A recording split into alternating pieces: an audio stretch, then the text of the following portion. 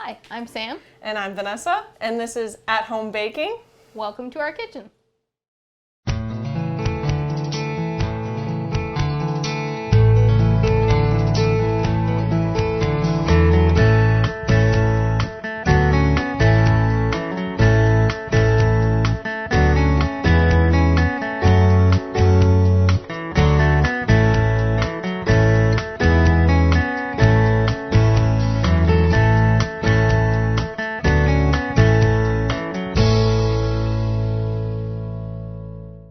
Today we're going to show you how to make a lovely favorite, the double chocolate walnut brownies.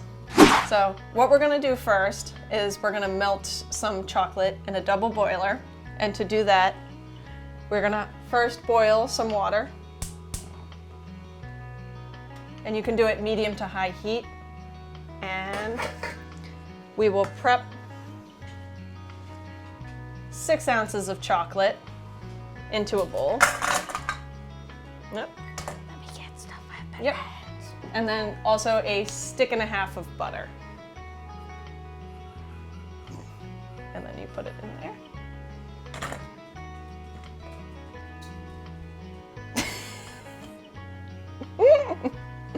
Now I have to wait for the water to boil.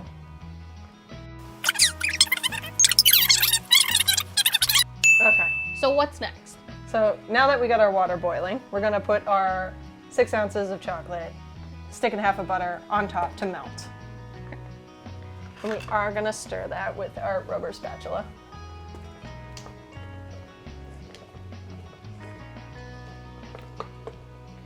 Now, should I use a metal bowl?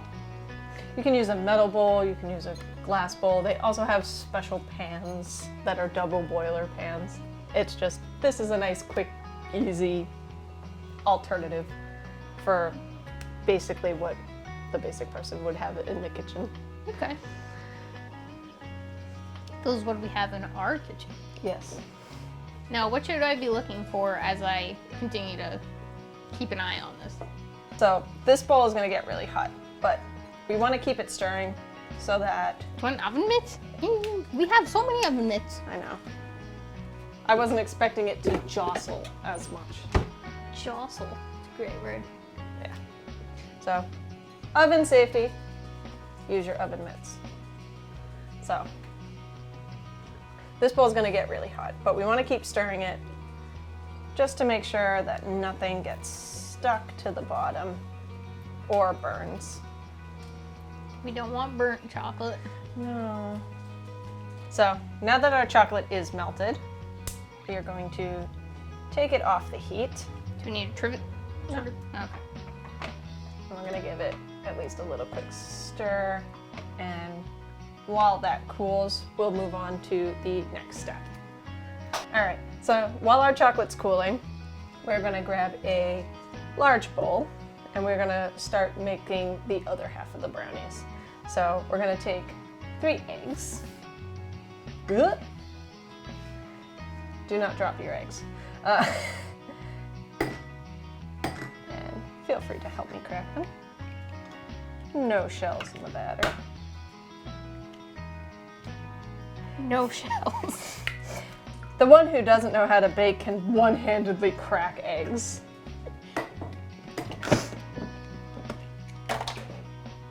The jealousy is real. You can just throw it away. My napkin. And then we are going to grab our sugar.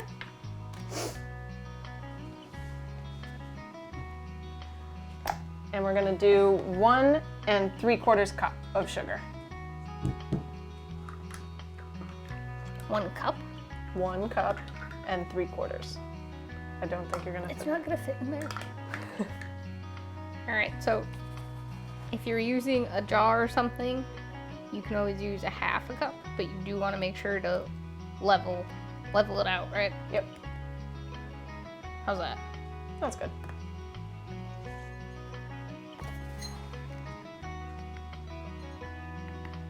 A little more.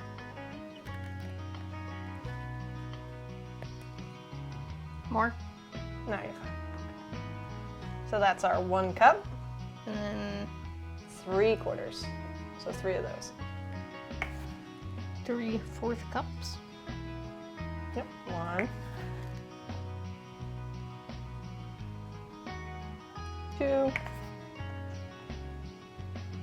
and 3. And then we also want a teaspoon of vanilla extract, which you probably can't see because my hands are covering it, sorry. And 1. So, yeah. And we want to grab our metal whisk.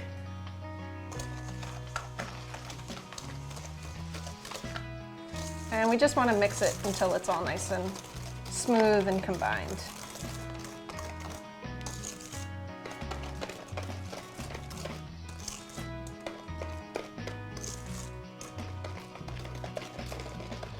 It looks so creamy. Yeah. All right, so now the best part. The best part we already did, the chocolate. Yeah, but now we get to add it all together. Now we get to combine. Yes. So, put that. And you want to add the chocolate slowly. Do you want me to pour? Well, Yes. Okay. Just do a little bit, just pour it slowly as I stir. Yep.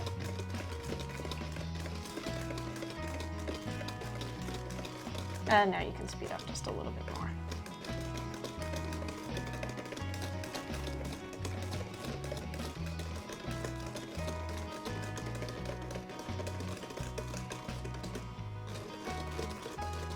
Now, why do we want to pour it slowly? Because if it's not completely cool and it's still a little bit warm, we don't want it to scramble the eggs. So we add it slowly to help temper the eggs, which means we're bringing the eggs up to temperature with the chocolate. We want to cook the eggs, but not cooked like that. Yeah. We want them to cook with the batter in the oven. Because how do we like our eggs? In a cake. Or brownies? In this case, brownies. How do we like our eggs? Baked. Brownies. Once our batter is all nice, mixed and creamy with the chocolate, we're gonna add our flour. And we are only adding 1 cup of flour. Not a very floury No, 'cause mixture. we want it to be nice and dense and chocolatey. Almost fudge-like. Yes. So you want a 1 cup level. Of flour. Yep. And you add that. And if you'll stir that until it's combined.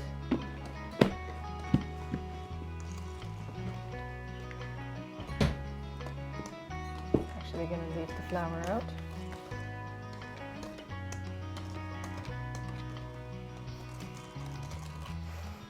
You're probably like, why did I let you stir this?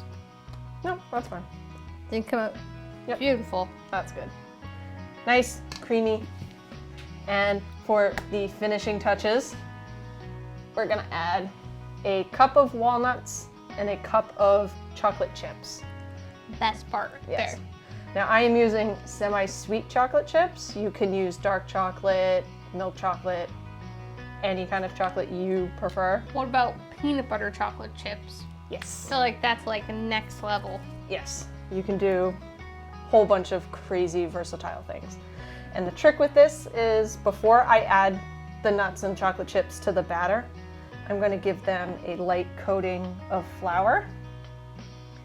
And I'm going to do this so that when I do add them to the batter, while they bake, they don't sink to the bottom. They'll stay completely nicely mixed in the middle. But It's okay. As you once told me, baking is not a neat thing. no. If you're not getting messy when you bake, you're not doing it right. So, definitely put it in. And don't worry about if you have extra flour. It's not gonna do a whole lot of damage. It'll just make them a little less dense, a little bit more fluffier and cakey. So, Nothing wrong with that.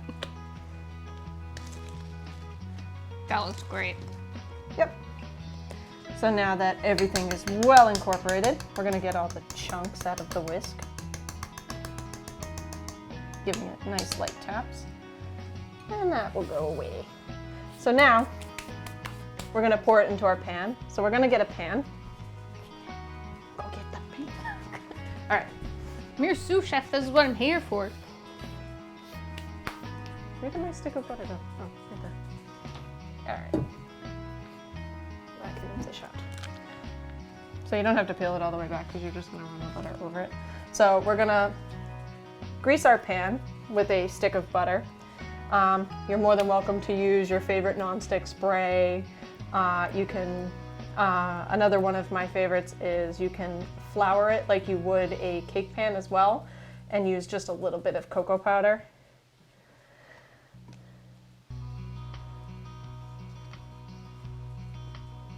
Should I have taken the wrapper off? No, because then it'll get all over your hands. Well, not off, but like, just not coated enough. I'll show you a trick. Okay. So, Paper towel? yep. I don't know. I think I got it. Yeah. So, another trick to make sure if you're going to be using a fancy pan that's not square or anything, like if you want to use a bundt pan or anything, recommend using a paper towel to get all those lovely nooks and crannies, as well as any extra butter, because too much butter can also make your brownies very greasy. So I'm going to nicely coat that. So I do recommend for this recipe using a 9x9 pan. I'm using a bigger 9x13 just because I like a kind of thinner, denser brownie. Much more fudgy than Yes. cake. It's also a good tip for those of you who likes the ends of brownies. I lost my spatula. Don't run over a dog. Well, they shouldn't be underfoot. They're So, always underfoot. kitchen helpers will always be underneath your feet trying to kill you in the kitchen. So now that our pan is all greased, we're gonna start pouring our batter in, if you would hold that for me, while I start scooping the batter.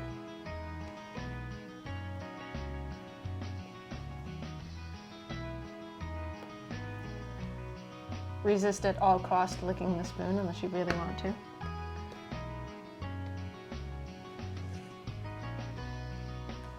Oh, this delicious chocolate. I don't know how you could resist.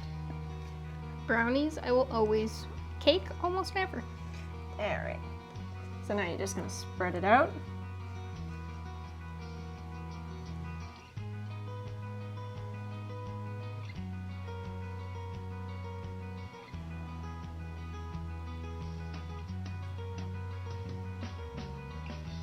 Making sure everything's all nice and even.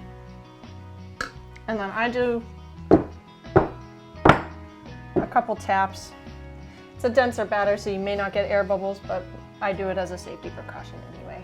So after it's in our pan, we are going to put it in the oven, which is preheated to 350 degrees for about 35 to 40 minutes. And you can also tell they're done when we stick a nice toothpick in it and it comes out slightly covered in dense gooey batter. Good old toothpick test.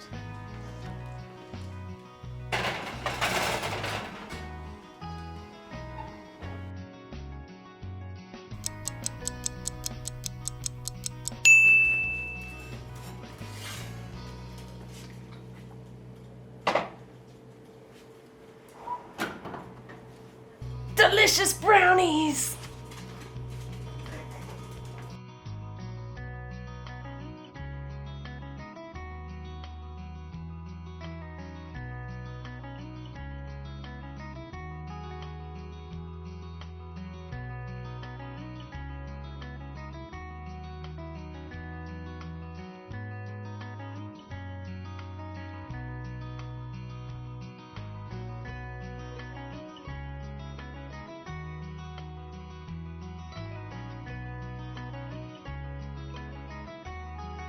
All right. Now we're ready to serve brownies. Brownies and coffee. It's a good night. I wonder if we should have turned them.